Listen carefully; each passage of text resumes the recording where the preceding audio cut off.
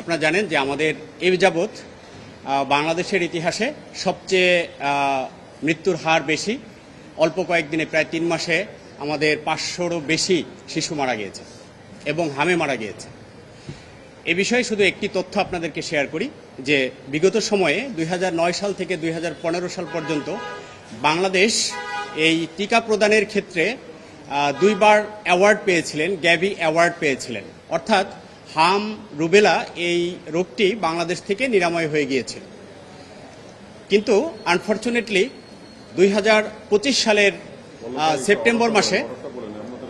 September মাসে আপনার যেই প্রকিউরিং মেথড যেটা ছিল সেটা পরিবর্তন করে তৎকালীন অন্তর্বর্তী সরকার একটি ওপেন টেন্ডার মেথডে এটি টিকা কেনার চেষ্টা করেছিলেন, কিন্তু তারা সেটি কিনতে পারেননি এবং ফলশ্রুতিতে যেটা হয়েছে আমরা আমাদের কোমলমতি শিশুদেরকে হামের এবং রুবেলার টিকা দিতে পারিনি।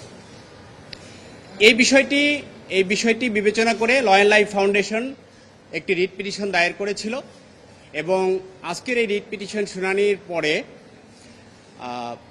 মাননীয় আদালত এই যে হামে মৃত্যু যাদের হয়েছে, যে শিশু মৃত্যুবরণ করেছে, তাদের প্রত্যেক ফ্যামিলিকে পর্যাপ্ত ক্ষতিপূরণ দানের নির্দেশ কেন দেয়া হবে না এই মর্মে বিবাদীদের কাছে জানতে চেয়ে কারণ দর্শিয়েছেন।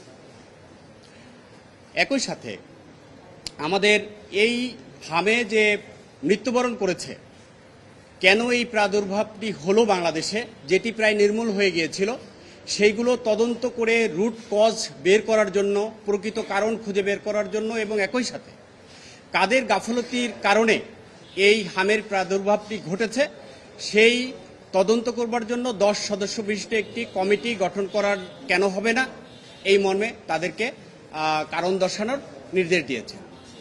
অন্তর্বর্তীকালীন একটি আদেশ মাননীয় আদালত দিয়েছেন, সেটি হলো যে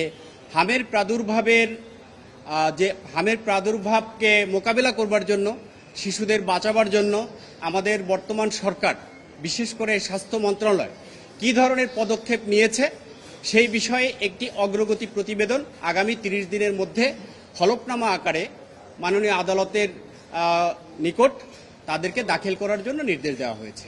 এই হচ্ছে আমাদের আজকের মামলা। ধন্যবাদ। Furniture just smarter, JMG furniture.